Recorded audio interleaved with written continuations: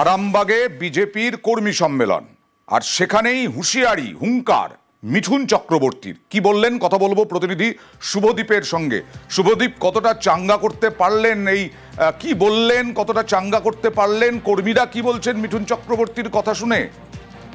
দেখো, আমরা এদিন আরামবাগ এবং তারকেশ্বর দুটি বিধানসভা নিয়ে কিন্তু আরামবাগের যে বিজেপির দলীয় কার্যালয় আছে সেখানেই কর্মী সভা ছিল এবং সেখানেই কর্মীদের চাঙ্গা করার জন্য মিঠুন চক্রবর্তী কর্মীদের সামনে বলেন, এবার যদি কেউ মারতে আসে তাহলে পাল্টা মারুন, ফিরে আসবেন না। মানে কেউ মারধর করলে, কোনো রাজনৈতিক অন্য বিরোধী রাজনৈতিক দল যদি মারধর করে কর্মীদের, তিনি দাওয়াই দেন যে আপনারাও মারুন। এভাবেই পাল্টা মারের দাওয়াই দিয়েছেন মিঠুন চক্রবর্তী এবং কর্মীদের তিনি কিন্তু নিজের হোয়াটসঅ্যাপ নম্বর দিয়েছেন। যদি কোনো বিধায়ক বা স্থানীয় বিজেপি নেতৃত্বের বিরুদ্ধে কর্মীদের কোনো রকম কোনো অভিযোগ থাকে তাহলে কিন্তু যেন তাকে সরাসরি জানানো হয়, কর্মীদের সেই বার্তাই কিন্তু মিঠুন চক্রবর্তী দিয়েছেন।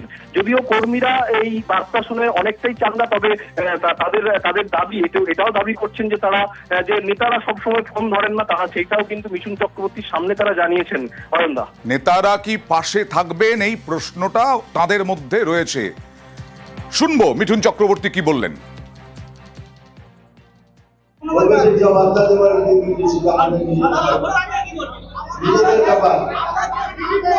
একটা কথা স্পষ্ট বলেছি, মার খেয়ে বাড়ি আসবেন না, মারলে মারবে। ক্লোজ ডোর কর্মী সম্মেলনে কর্মীদের কাছে নিজের হোয়াটসঅ্যাপ নাম্বার বিলিয়েছেন মিঠুন। দলের নেতা থেকে বিধায়কদের বিরুদ্ধে কোনো অভিযোগ থাকলে সরাসরি তাকে জানানোর কথা বলেন। কর্মী সম্মেলন শেষে সাংবাদিকদের প্রশ্নের উত্তরে তিনি বলেন, কর্মীদের যা বার্তা দেওয়ার দিয়ে দিয়েছি। কথা বলবো প্রতিনিধি, আমার সঙ্গে রয়েছেন তৃণমূল মুখপাত্র অরূপ চক্রবর্তী। অরূপ, মিঠুন চক্রবর্তী বলছেন হোয়াটসঅ্যাপ বিলি করেছেন, হোয়াটসঅ্যাপ নাম্বার, বলেছেন মার খেলে পরে মার দিন, বসে থাকবেন না, প্রয়োজন হলে আমাকে হোয়াটসঅ্যাপ করুন, বিধায়ক হোক কর্মী হোক।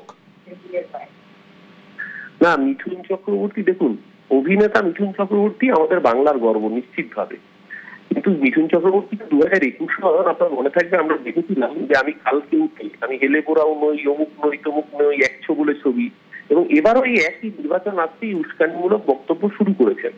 আসলে মিঠুন চক্রবর্তীর সমস্যাটা অন্যখানে। মিঠুন চক্রবর্তীর সমস্যা হচ্ছে ওনার ছেলে নিজে যৌন নির্যাতনের অভিযুক্ত, ওনার ছেলের বিরুদ্ধে ধর্ষণের অভিযোগ রয়েছে। ওনার একদিকে ছেলেকে বাঁচাতে হবে, একদিকে ওনার উটির হোটেল বাঁচাতে হবে, তার সাথে ইডিসিবিআই নোটিশ থেকে নিজেকে বাঁচতে হবে। মিঠুন চক্রবর্তী, আবারও বলছি, অভিনেতা মিঠুন চক্রবর্তী আমাদের বাংলার গর্ব, আমাদের সকলের গর্ব, কিন্তু পলিটিশিয়ান মিঠুন চক্রবর্তী অতি বিজেপি হতে গিয়ে যে মন্তব্য করছেন এতে একেবারে বিজেপিরই ক্ষতি করছেন। কারণ বিজেপির এই মুহূর্তে সাংগঠনিক যা অবস্থা, তাতে বিজেপির লোকজন রাস্তায় বেরোলে মানুষ ধীরে ধীরে জিজ্ঞাসা করবে আমরা বাঙালি, বাংলা ভাষায় কথা বলি, এটা আমাদের অপরাধ। আজকেও বিজেপি শাসিত রাজ্যে বাঙালিকে খুন করা হয়েছে।